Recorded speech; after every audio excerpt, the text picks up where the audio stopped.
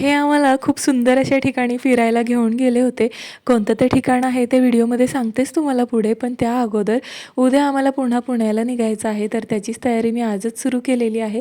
सगळ्यात पहिल्यांदा हे जे लोणचं मी केलं होतं ना, ते एका बरणीमध्ये व्यवस्थित भरून घेतलं.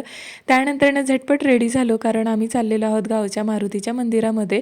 आणि आजही मी आईंचाच ड्रेस घातलेला आहे. मला तो कसा दिसतोय ते कमेंट करून नक्की सांगा. मग इथे मारुतीच्या मंदिरामध्ये आलो, दर्शन वगैरे घेतलं आणि संध्याकाळी माझ्या मोठ्या नणंदबाई आल्या होत्या. शुभसोबत त्यांनी खूप सारा टाईम स्पेंड केला आणि नंदेलाही असं वाटतं की त्यांचं गाव जरी जवळ असलं तरी थोडासा वेळ तरी माहेरी घालवावा.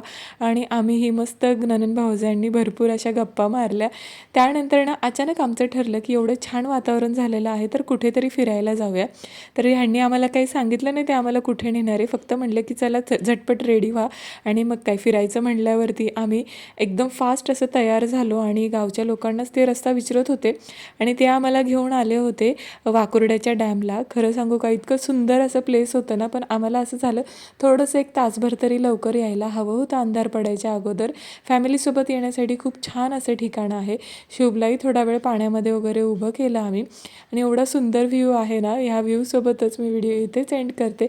भेटते तुम्हाला उद्याच्या व्हिडिओमध्ये. बाय.